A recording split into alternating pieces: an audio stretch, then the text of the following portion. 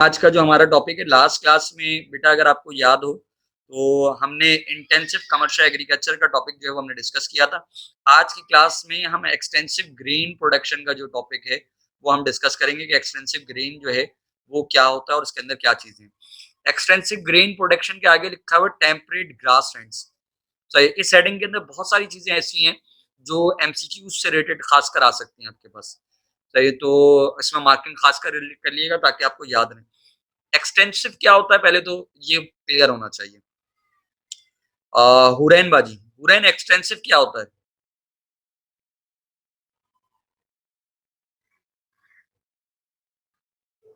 हुरैन बाजी है या नहीं है? गायब हो गए। सिद्रा बाजी सर हूँ सर हूँ। हाँ, तो एक्सटेंसिव क्या होता है? सर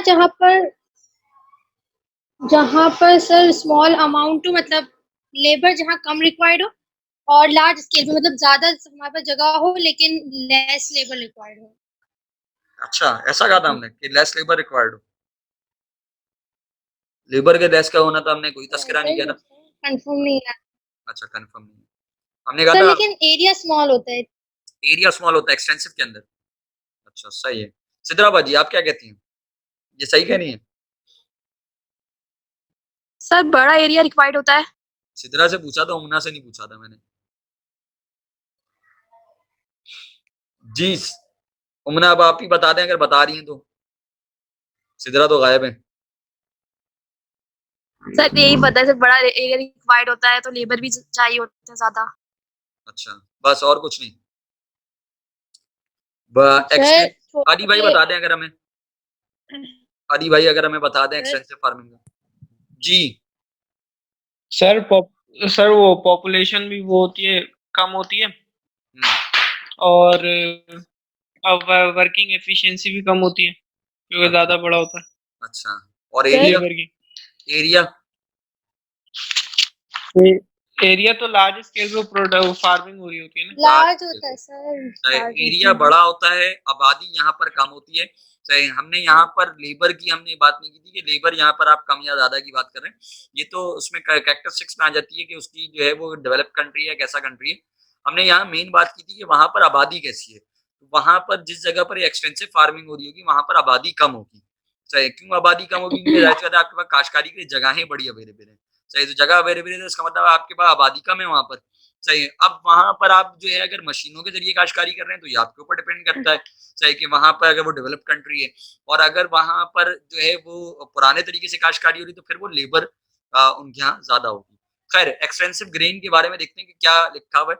ग्रेन कहते हैं दानों को, अनाज जो आपके पास है जैसे गंदुम। सही है, तो उसके जो दाने वाली जो प्रोडक्ट्स होती है उनको हम ग्रेन प्रोडक्शन का नाम देते हैं।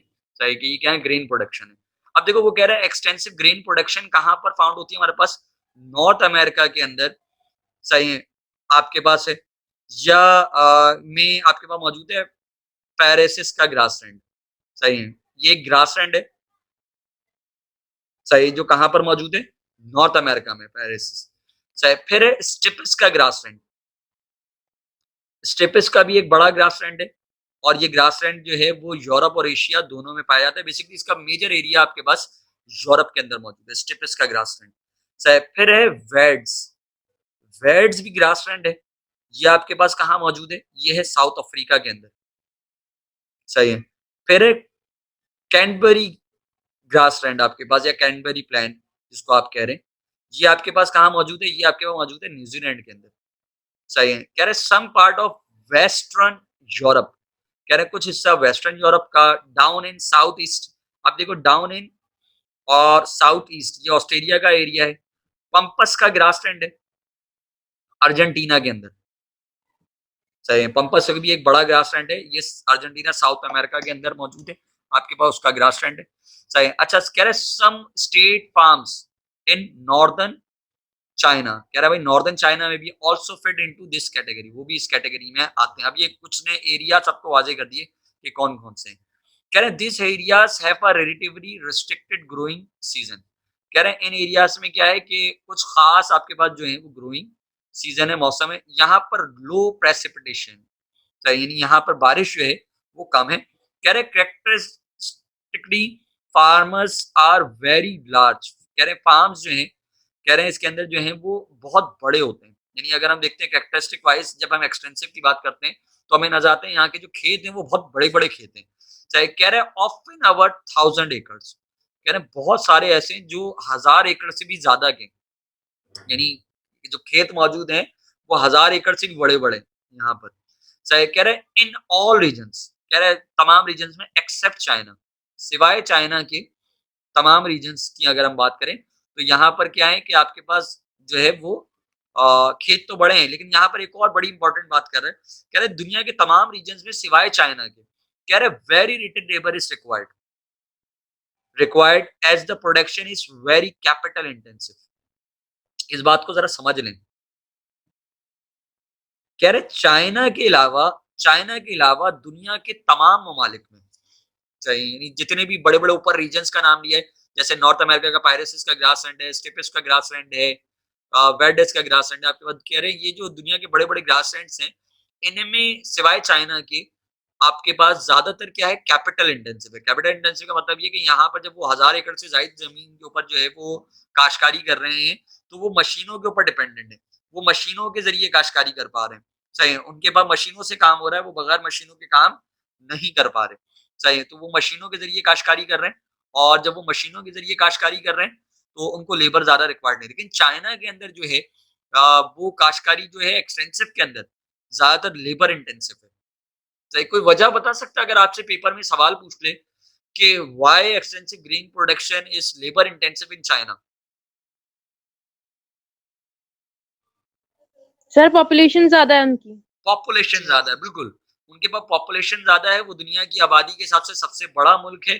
सही है, और जब पॉपुलेशन ज्यादा है तो उनके तमाम सेक्टर्स में उनको जो है वो लेबर रिक्वायर्ड है, और जाहिर सी बात है अगर वो लेबर को सिर्फ टर्चरी सेक्टर में ले जाएंगे, सही है, तो फिर प्राइमरी सेक्टर में काम कैसे होगा? तो इसलिए प्राइमरी सेक्टर में मशीनें होने के बावजूद वो लेबर इंटेंसिव के ऊपर काम करते हैं, लेबर उनको वहां पर ज्यादा रिक्वायर्ड होती है, उनकी प्रोडक्शन ज्यादा रिक्वायर्ड है, उनकी ग़िज़ा की रिक्वायरमेंट ज्यादा है किसी दूसरे नॉर्मल मुल्क के मुकाबले में, उनकी एग्रीकल्चर की रिक्वायरमेंट भी ज्यादा है, तो इसलिए उनको लेबर भी वहां पर ज्यादा रिक्वायर्ड है। सही, और लेबर को यूटिलाइज करने के लिए भी उनके पास एक ऑप्शन है कि वो खेतों में जो है वो काम करें, सही, ताकि अर्निंग कर सकें। अच्छा, फिर यहाँ पर अगर देखो वही वाली बात, लास्ट क्लासेस में मैंने पीछे भी तस्करा किया था इस बात का, कह रहे प्रोडक्टिविटी पर एकड़ इस लो, कह रहे हैं 1 एकड़ के ऊपर जो प्रोडक्शन आ रही है आपकी वो लो है, यानी 1 एकड़ के ऊपर जो आपकी रिटर्न आ रहा है, जो आपका आउटपुट है वो कम है, but per farm worker it is high. लेकिन अगर हम एक वर्कर के हिसाब से बात करते हैं कि उसका काम कैसा है, वर्कर का काम कैसा है, तो हमें वर्कर का काम कैसा नजर आता है, फार्मर का काम कैसा नजर आता है, वो हमें हाई नजर आता है। क्यों हाई नजर आता है? क्योंकि उसको ज्यादा बड़ा एरिया कवर करना पड़ता है। सही, याद है ना लास्ट क्लास में मैंने इससे पहले भी इसका तस्करा किया था कि पर एकड़ आपका आउटपुट कम हो रहा है, लेकिन जो किसान है उसका काम ज्यादा हो रहा है। तो ये एक्सटेंसिव ग्रेन प्रोडक्शन है। एक्सटेंसिव ग्रेन प्रोडक्शन में ऊपर पायरेसिस का तस्करा आया था, पायरेसिस का ग्रासलैंड, यहाँ पर जो है वो इसका ही तस्करा चल रहा है, और खासकर पायरेसिस के ग्रासलैंड के बारे में यहाँ पर पैराग्राफ मौजूद है, या एक हेडिंग मौजूद है पूरी, जो यूसुफ रहमानी साहब ने तस्करा की है। क्या देखो, ये जो पायरेसिस का ग्रासलैंड है इसके बारे में क्या लिखा है, कह रहे हैं इसको हम एक और नाम भी देते हैं, इसको हम क्या कहते हैं, कहते हैं दुनिया की ये ब्रेड बास्केट है। ये क्या है? ब्रेड बास्केट, यानी पायरेसिस का ग्रासलैंड दुनिया में मशहूर है ब्रेड बास्केट के नाम से। चाहिए, ब्रेड बास्केट क्यों कह रहे हैं हम इसको?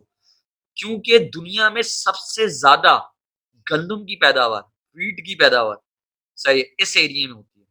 यानी पायरेसिस का जो ग्रासलैंड है इसमें सबसे ज्यादा गंदम की पैदावार होती है।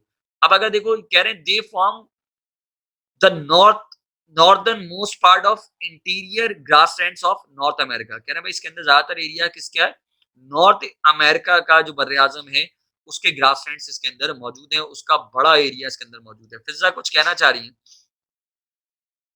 सर ये प्रेरीज क्या है? बेटा एक ग्रासलैंड है, बेसिकली एक जगह है।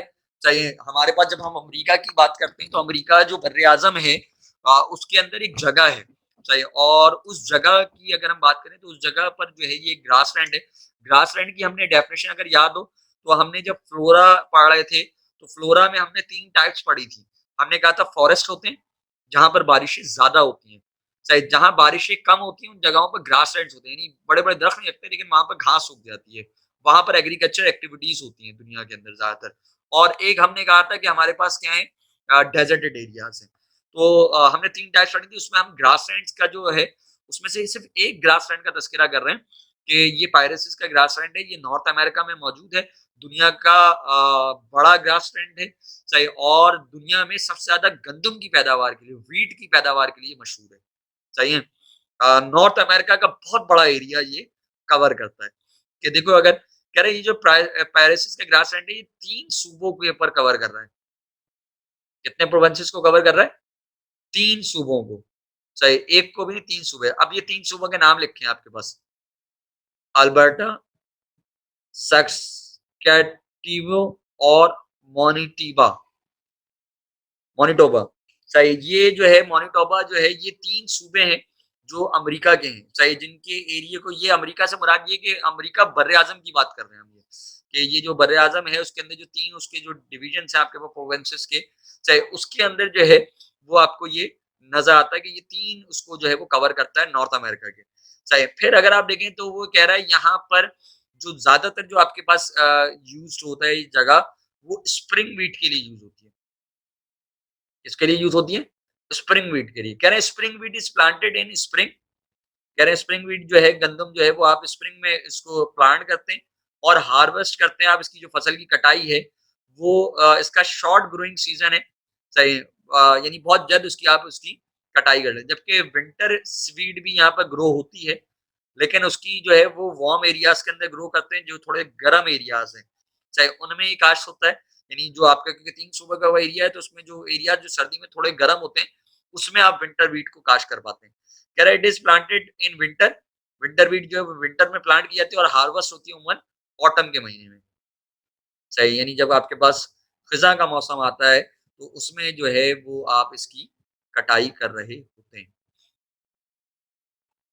अच्छा, यहाँ पर एक सवाल माजी में आ चुका है बेटा, और वो पायरेसिस के वीट से रिलेटेड आया था कि माजी में वो सवाल ये था, बल्कि 2 सवाल इसके माजी में 5 ईयर के अंदर आपको नजर आएंगे। एक सवाल उसने किया था कि पायरेसिस का ग्रासलैंड जो है वो ब्रेड बास्केट क्यों कहलाता है, सही है। तो उसका जवाब क्या है, ब्रेड बास्केट क्यों कहलाता है बेटा?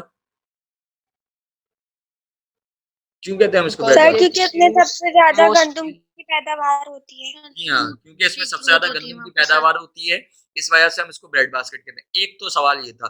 दूसरा सवाल उसने बेसिकली जो सवाल था वो वीट से रिलेटेड था, सही, और उसने ये सवाल किया था कि स्प्रिंग वीट जो है, सही है, वो उसको फसल को पकने में जो टाइम है वो कम रिक्वायर्ड है, सही, और जो विंटर वीट है वो ज्यादा टाइम लगाती है। तो क्या रीजन है इसका कि विंटर वीट जो है वो फसल पकने में ज्यादा टाइम लग रहा है और स्प्रिंग वीट जो है वो जल्दी तैयार हो जाती है? उसके पीछे क्या रीजन है? क्या रीजन हो सकता है, क्या सोचते हो? सर क्लाइमेट, क्या समर मतलब ग्रोइंग सीजन शॉर्ट होता है sir, summer growing season short होता है? अच्छा, मतलब एग्जैक्टली मतलब क्या है तुम्हारा? गर्मियाँ जल्दी आ जाती, जल्दी चली जाती है ना सर, अच्छा, नहीं और वो, उसको सनलाइट भी प्रॉपर मिलती होगी तो जल्दी तैयार हो जाता होगा सर। अच्छा और स्प्रिंग तो वैसे भी काफी ज्यादा वैसा सीजन करार दिया जाता है, इसमें फ्लावर्स वगैरह अच्छे ब्लूम हो जाते हैं वहाँ पर। अच्छा, और कोई जवाब देना चाहे वॉइस में से कोई? समीर भाई अगर आ गए, हमारे समीर भाई हैं आज, या समीर ने ज्वाइन नहीं किया? समीर है ना? जी समीर भाई, जी सर। समीर भाई आप जवाब सर देना इसमें चाहेंगे? गर्मियाँ जल्दी खत्म हो जाती हैं अरे ना। बाजी सुन लिया ना, मैंने आपकी बात सुन ली ना, अब दूसरों को भी तो बोलना है ना, अभी वो बाजी। जी समीर भाई, सर स्प्रिंग में शायद टेम्परेचर थोड़ा ज़्यादा होता है और दिन भी बड़े होते हैं, और जो सर्दियों का मौसम होता है उसमें दिन छोटे होते हैं और धूप भी कम होती पढ़ है। लिया लड़के ने, पढ़ लिया। इसका जो जवाब लिखा हुआ है वो यहाँ पे पढ़ लिया, स्क्रीन पे नजर भी आ रहा है, सही है। देखो है क्या, स्प्रिंग और विंटर का, स्प्रिंग का सीजन है गर्मी का सीजन आपके पास, सही है। गर्मी के सीजन में फसल जल्दी पक जाती है, जल्दी तैयार इस वजह से हो जाती है क्योंकि 2 रीजन है आपके पास। एक रीजन ये कि टेम्परेचर हाई होता है आपके पास, सही, यानी गर्मी शदीद होती है, गर्मी की शिद्दत होती है, धूप की शिद्दत होती है, सही। दूसरा ये आपके पास कि स्प्रिंग में आपके पास डेज जो हैं वो बड़े होते हैं, तो सनलाइट ज़्यादा पड़ती है। सही, यानी जो डे है वो बड़ा है आपके पास, उसकी जो लाइट है, जो सूरज की रोशनी पड़ रही है, वो देर तक पड़ रही है, जिसकी वजह से फसल जल्दी तैयार हो जाती है। जबकि विंटर की बात करें तो विंटर में डे टाइम छोटा होता है। सही, विंटर में टेम्परेचर कम होता है, एक तो सही टेम्परेचर कम होने की वजह से फसल को पकने में टाइम लगता है। दूसरा, विंटर में आपके पास डे लाइट जो है वो कम है, सही, रातें बड़ी होती हैं और दिन उम्मन छोटे होते हैं आपके पास विंटर के अंदर, तो जिसकी वजह से फसल को पकने में टाइम लगता है। तो ये बात याद रखनी कि विंटर की जो फसल है वो ग्रोइंग टाइम उसका ज्यादा है, और स्प्रिंग की जो है आपके पास उसका जो ग्रोइंग टाइम है वो कम है, यानी वो जल्दी तैयार हो जाती है, और यही इसका बड़ा रीजन है आपके पास। सही, क्लियर है, बात समझ में आ गई सबको? Yes sir. Yes sir. Yes sir. अच्छा भाई, यहाँ तक अगर आप लोगों को बात समझ में आ गई है तो हम इससे आगे बढ़ते हैं। देखें हमारे पास यही बातें जो है वो ग्रास लैंड पैरासिस के ग्रास लैंड की कुछ एडवांटेजेस यहाँ पर लिखें, चाहे कि उसमें हमारे पास किस किस्म के फिजिकल कैरेक्टरिस्टिक्स हैं जो स्प्रिंग सीजन के हिसाब से उसको ग्रो करने में आसानी देती है। अगर आप देखें तो कह रहा है समर का जो सीजन है, ग्रोइंग सीजन, वो शॉर्ट होता है। ये बात अभी हमने की कि बहुत ज्यादा हुआ तो 90 दिन में आपके पास जो है वो आपके पास जो है वो बनते हैं, रिक्वायर्ड होते हैं इसकी फसल को तैयार होने में। सही है। फिर अगर आप देखें तो शॉर्टेड समर में क्योंकि टेम्परेचर 15 डिग्री से ज्यादा होता है और डे लाइट जो है वो आपके पास ज्यादा होती है। सही, बारिश की अगर हम बात करें पैसिव रेन और तो राइट अबाउट 500 मिलीमीटर तक जो है वो बारिश इस सीजन में यहाँ पर होती है, इससे ज्यादा बारिश नहीं होती, बल्कि आपके पास सूरज निकला हुआ होता है। फिर यहाँ पर ये ब्लैक सॉइल की बात कर रहा है कि यहाँ पर जो मिट्टी है वो सूटेबल है, सही, और वो फर्टाइल सॉइल है, जरखेज है। लैंड की बात करें तो यहाँ पर क्योंकि मैदानी इलाका है, जैसे मैंने अभी कहा कि ग्रास लैंड है, तो प्लेन एरियाज है, फ्लैटेड लैंड्स हैं, जिसके ऊपर आप आसानी से मशीनें जो है वो ट्रांसपोर्ट कर सकते हैं, यानी मशीन के जरिए आप जो है वो प्रोडक्शन कर सकते हैं, अपनी फसल को एक जगह से दूसरी जगह आसानी से ले जा सकते हैं। Severe winter frost break up the soil, कह रहे हैं यहाँ पर अगर हम बर्फबारी की बात करें तो बर्फबारी जो है वो जमीन को क्या करती है, नुकसान पहुंचाती है। सही है, और उसकी वजह से जाहिर सी बात है फिर वो विंटर के अंदर जो है वो आपको वहां पर काश होती हुई नजर नहीं आती, और स्प्रिंग में जो है वो आसानी होती है। यहाँ पर क्योंकि बर्फ जब पड़ती है तो बर्फ की वजह से जमीन जो है वो ब्रेकअप होना शुरू हो जाती है, तो आपको हल चलाने में ज्यादा मुश्किलात यहाँ पर नहीं होती स्प्रिंग सीजन में। कह the warm wind helps to melt the snow in the spring, कह रहे हैं आपके पास जो हवाएं चलती हैं उसकी मदद से क्या होता है कि आपके पास जो सीजन है उसमें आपके पास पानी जो है वो मेल्ट होना शुरू हो जाता है बर्फ का, और आपके पास एक पानी की वाफिर मिकदार मौजूद होती है जो आप फसलों को आसानी से प्रोवाइड कर सकते हैं। तो ये बेसिकली थोड़े से बेनिफिट्स हैं, लेकिन बेनिफिट्स उन्होंने इसने पूछे नहीं है। चाहे 2 सवाल जो उसने पूछे थे वो मैंने आपसे इससे तस्करा कर दिए कि क्या इसके सवालात हैं। आगे अगर हम जाएं, कुछ डिसएडवांटेजेस भी हैं यहाँ पर, डिसएडवांटेज छोड़ देते हैं, हम इसके आगे जाते हैं। इरिगेटेड फार्मिंग, हमारे पास इरिगेटेड फार्मिंग क्या होता है बेटा, वो जगह है जहां पर आप फसलों को पानी प्रोवाइड करते हैं। चाहे आप खुद फसलों को पानी प्रोवाइड करते हैं, वो बारिश के ऊपर डिपेंडेंट नहीं होते, बल्कि आप मसनूई तरीके से उनको क्या कर होते हैं, पानी प्रोवाइड कर होते हैं, वो इरिगेटेड कहलाते हैं। कह रहे हैं इसमें क्या है, ये क्लाइमेट फैक्टर इसमें इन्फ्लुएंस होता है कि बारिश जो है वो काफी नहीं है वहां पर, तो आप क्या करें, जब बारिश काफी नहीं है तो आप मसनूई तरीके से उसको पानी जो है वो किसी तरीके से प्रोवाइड करते हैं किसी मेथड्स के जरिए। सही, इसमें अगर देखें तो वो कहता है सोर्सेस ऑफ वाटर यहाँ पर 2 किस्मों की हैं जो आप पानी प्रोवाइड करते हैं किसी भी जमीन को। या तो आप ग्राउंड वाटर लेते हैं, ग्राउंड वाटर का मतलब ये कि आप ट्यूबवेल लगा रहे हैं, बोरिंग कर रहे हैं, कुआं खोद रहे हैं, उसके जरिए पानी प्रोवाइड कर रहे हैं। सही, या फिर आप सरफेस वाटर का इस्तेमाल करते हैं, यानी झील का पानी या दरिया का पानी जो है वो आप फसलों को प्रोवाइड कर रहे होते हैं। यूसुफ रहमानी साहब ने नई बुक के अंदर जो है वो ये इजाफा किया, पुरानी बुक के अंदर ये इजाफा नहीं है। चाहे पुरानी बुक में इसका तस्करा नहीं, पुरानी बुक में डायरेक्ट यहाँ पर ये मौजूद है कि ये किन एरियाज में ज्यादा होती है आपके पास, यानी ये जो पोर्शन है ये आपको यहाँ पर ज्यादा नजर आ रहा है। अच्छा देखो, इरिगेटेड एरियाज में अगर देखो वो कहता है बारिशें कहाँ पर कम होती हैं, तो ये पाकिस्तान और इजिप्ट के अंदर। चाहे तो यहाँ सबसे ज्यादा अगर आप देखें तो इरिगेटेड फार्मिंग या इरिगेटेड एग्रीकल्चर आपको होता है नजर आता है। फिर सीजनल फार्मिंग जो है, यानी किसी एक सीजन के अंदर जो है वो आप फसलों को पानी प्रोवाइड कर रहे होते हैं कैलिफोर्निया के अंदर। सही है, क्योंकि बारिशें उसमें नहीं होती तो फिर आप पानी प्रोवाइड करते हैं। इसी तरह अनरिलायबल है ऐसे एरिया जहाँ पर बारिशें होती ही नहीं है, तो वो सब सहारा रीजन के एरियाज हैं। तो वहाँ पर यानी सहारा जो आपके पास है डेजर्ट, उसके अतराफ के जो एरियाज हैं उनमें आप जो है वो लोगों को पानी प्रोवाइड करते हैं मसनूई तरीके से, ताकि फसलें वहाँ पर काश हो सकें। कुछ ऐसी फसलें हैं जिनको खासकर पानी बहुत ज़्यादा रिक्वायर्ड होता है, तो उनको उस जगह पर काश करने के लिए अगर आप उस जगह पर जहाँ पर बारिशें कम होती हैं, तो वहाँ पर अगर आप प्रोवाइड करना चाहते हैं, उस फसल को काश करना चाहते हैं, तो उनके लिए आपको जो है वो पानी का इंतज़ाम करना पड़ता है एडिशनल। सही, अगर आप देखो तो यहाँ पर जो है वो मेजर एरियाज़ अगर हम कहें, तो चाइना के, इंडिया के, यूएसए, पाकिस्तान, ईरान, इंडोनेशिया और मेक्सिको हैं, जिसके अंदर जो है वो इरिगेटेड फार्मिंग आपको होती नज़र आती है। अच्छा, ये बात याद रखनी कि बेटा ये बात आपसे पेपर में पूछी जा सकती है कि दुनिया में सबसे ज़्यादा अगर हम कहें कि इरिगेटेड फार्मिंग जो है या इरिगेटेड एग्रीकल्चर जो है वो कहाँ पर हो रहा है, तो उसमें आप याद रखेंगे कि ये 2 ममालिक हैं जिसमें सबसे ज़्यादा होता है। यानी मसनूई तरीके से जो आप आर्टिफिशियल मीन्स हैं, उनके ज़रिए पानी प्रोवाइड करते हैं, वो पाकिस्तान और इजिप्ट, मिस्र आपके पास, इनमें सबसे ज़्यादा जो है वो आप मसनूई तरीके से पानी जो है फसलों को प्रोवाइड कर रहे हैं। सही है, क्लियर है, बात समझ में आ गई सबको? Yes sir. Yes sir. अच्छा, इससे आगे देखते हैं आगे हमारे पास क्या है। Yes sir. आगे हमारे पास है स्प्रिंकलर इरिगेशन हमारे पास, और हमारे पास जो है वो ड्रिप इरिगेशन। स्प्रिंकलर इरिगेशन और ड्रिप इरिगेशन ये एक मेथड है बेटा फसलों को पानी प्रोवाइड करने का। सबसे पहले स्प्रिंकल्स की बात करें, वो एरिया जहाँ पर बारिशें कम होती हैं, लेकिन आप उनको मसनूई तरीके से जो है वो पानी प्रोवाइड करते हैं। सही, और जब आप उनको पानी प्रोवाइड कर रहे होते हैं, तो आप जो है वो कुछ पौधे ऐसे होते हैं जिनको बारिश रिक्वायर्ड है, यानी उनको आप क्या करते हैं, आप उस पूरे पौधे को जो है वो पानी रिक्वायर्ड होता है, तो आप उसमें स्प्रिंकलर इरिगेशन का सिस्टम यूज करते हैं।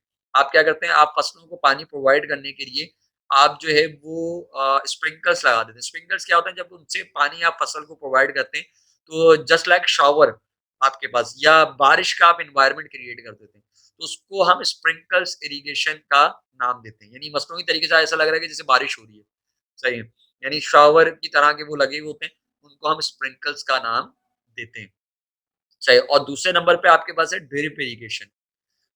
ड्रिप इरिगेशन की अगर हम बात करें, तो ड्रिप इरिगेशन क्या होती है बेटा, ये वो पौधे जिनको पानी की रिक्वायरमेंट है, तो लेकिन ये पानी आपका ज्यादा जाया ना हो उसके अंदर, और पानी इनकी सिर्फ जड़ों को रिक्वायर्ड होता है उन्होंने। सही, तो आप क्या करते हैं, आप ना पूरे फसल के खेत के अंदर जो है वो आप पानी के पाइप्स बिछाते हैं, और पाइप बिछाकर जो फसल होती है, जो पौधा होता है, उसकी जड़ के पास तक आप जो है वो पौधे के पाइप को लेकर जाते हैं पानी के, और वहां पर आप जो है वो ड्रिप की तरह आप नोजल्स लगा देते हैं, और कतरा-कतरा सिर्फ जो है वो पानी वहाँ पर उस पौधे की जड़ में गिरता रहता है। सही, यानी पानी जब आप प्रोवाइड कर रहे हैं, सिर्फ कतरा-कतरा पानी गिर रहा है उसके ऊपर। सही, उसकी जड़ के अंदर, ताकि वो जाए और उसके अंदर जो है वो नमी रखे, जैसे कि ड्रिप चल रही होती है। तो उसको हम नाम देते हैं ड्रिप इरिगेशन का। सही, क्लियर है, बात समझ में आ गई सबको? Yes sir. सर ये हेडिंग्स यस सर। पुरानी बुक में नहीं है। यस बेटा सर, ये बुक में हेडिंग नहीं है। पुरानी बुक में है, लेकिन ये इस टॉपिक में नहीं है। कहाँ पर? पुरानी बुक में भी और नई बुक में भी है। इसके लिए यूसुफ रहमानी साहब की बुक के अंदर कौन सी इरिगेशन के चैप्टर में है आप लोग। ओके। यूसुफ रहमानी साहब की बुक का इरिगेशन का चैप्टर, इरिगेशन का चैप्टर जाए, उसका तीसरा या चौथे पेज पे स्प्रिंकल्स की तस्वीरें हैं, स्प्रिंकल्स और ड्रिप इरिगेशन की तस्वीरें हैं। देखिए मैं आपको देखकर बताता हूँ, एक मिनट, कि ये कहाँ पर है, या आप लोगों को मिल गया किसी को इरिगेशन का चैप्टर फटाफट।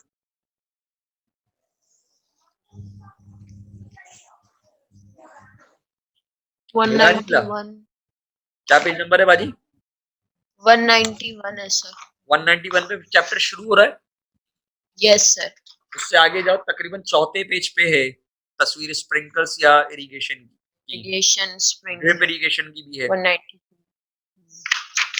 स्प्रिंकल्स की इरिगेशन की 2 तस्वीरें हैं, साथ साथ लगी हुई हैं। इरिगेशन। Yes sir. नजर आई? यस। ये है हमारे पास, एक मिनट, 191 बाजी कह रही है हमें, या 193 पे इमेजेस हैं सर।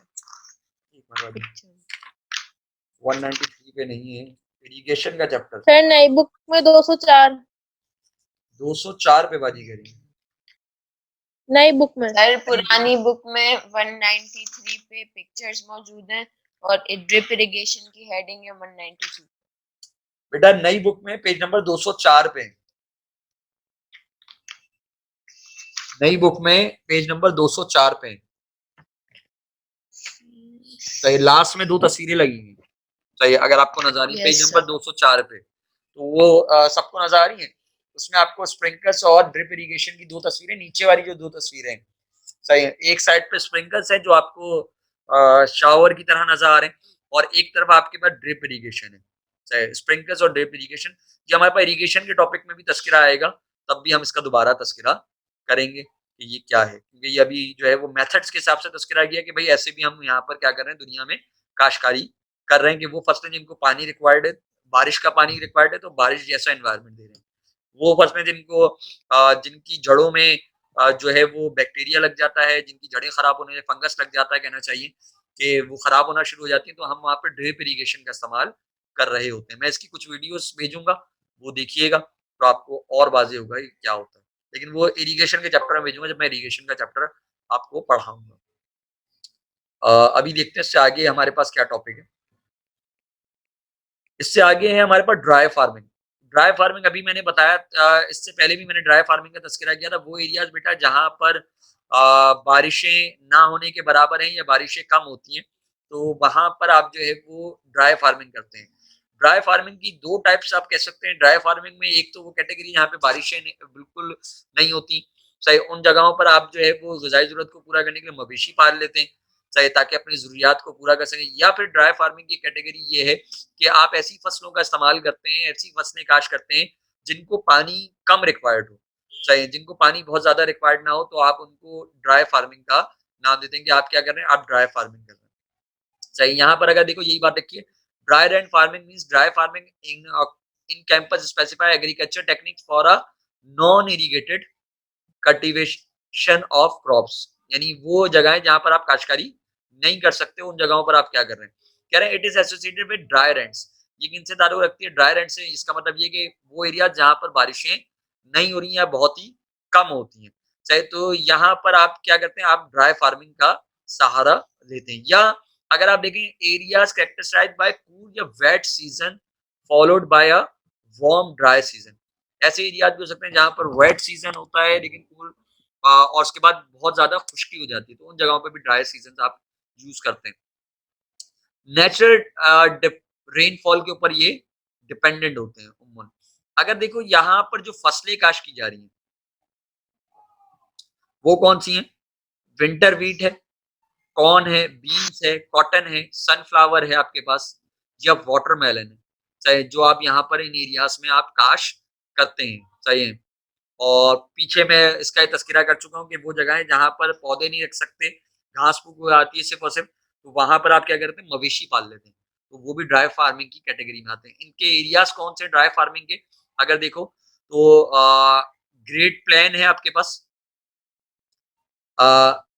पेरिस प्लेट्यू है ईस्टर्न वॉशिंगटन के अंदर, सही है। अदर एरिड रीजन है नॉर्थ अमेरिका के, चाहे साउथ वेस्टर्न यूनाइटेड स्टेट का कुछ एरिया है, मैक्सिको का कुछ एरिया है, मिडिल ईस्ट का कुछ एरिया है आपके पास दुनिया के अंदर, और स्टेपिस जो आपके पास ग्रास लैंड है उसका कुछ एरिया है, ऑस्ट्रेलिया का कुछ एरिया है इसके अंदर, अर्जेंटीना का कुछ एरिया है जो कि ड्राई फार्मिंग में शुमार किए जाते हैं।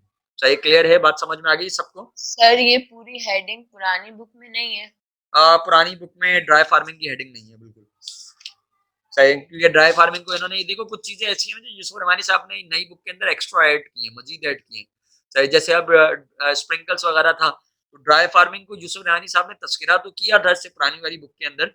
अगर आपको याद हो, मैंने जहाँ पे ह्यूमिड फार्मिंग और ड्राई फार्मिंग का तस्करा किया है मैंने शुरू में, जब मैं बेसिक कॉन्सेप्ट पढ़ा रहा था, यहाँ पर उन्होंने क्या किया, इसको अलग से खासकर इसको मेंशन कर दिया, सही है।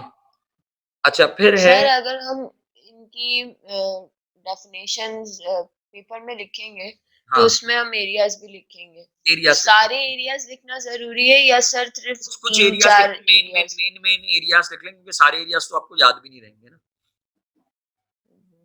सही, मिक्स हो जाएंगे आपके। मेन एरियाज लिख रहे हैं कि कौन से हैं, प्लस ये कि पूरा इसको लाजमी इसलिए पढ़ें क्योंकि ये एमसीक्यूज बेस है, इसके अंदर एमसीक्यूज आ सकते हैं, सही है, तो आपको इस हिसाब से इसको देखना जरूरी है, सही है, क्लियर है, बात समझ में आ गई।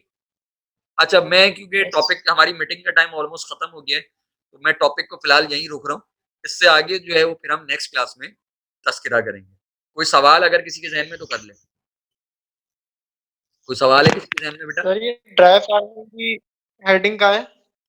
बेटा ड्राई फार्मिंग की एक हेडिंग सर? यूसुफ रहमानी में आपके सामने ये पेज पर मौजूद है, सही, और ये नई बुक अगर तुम्हारे पास है तो ये पेज नंबर है 60 पे, 60 पे, सही, और अगर पुरानी बुक है तुम्हारे पास तो पुरानी बुक में जब तुम ऊपर जाते हो तो इंट्रो का जो पैराग्राफ था, अगर तुम्हें याद हो, जो हमने बेसिक कॉन्सेप्ट पढ़े थे, तो उसके अंदर ये देखो, यहाँ पर ये जो है आपके पास ड्राई फार्मिंग की हेडिंग है, नजारी हमने होममेड Yes, sir. ड्राई और इरिगेटेड की, तो उसमें सिर्फ ये छोटा सा एरिया का तस्करा किया था, चाहे कि वो एरिया जहाँ पे बारिशें कम होती हैं वहां पे नॉमेडिक हार्डिंग कर रहे हैं, या आप मवेशी पाल रहे हैं, या आप थोड़ी बहुत खेती बाड़ी करते हैं, तो वो ड्राई फार्मिंग है, सही। तो ये यहाँ पर यूसुफ रानी साहब ने इसको थोड़ा सा और डिटेल में वाजे कर दिया, बस ये थोड़ा सा फर्क है और कुछ नहीं है, सही। तो कुछ हेडिंग है वही है, लेकिन उनको डिटेल में वाजे कर दी। जी बाजी, कौन कह रहा है?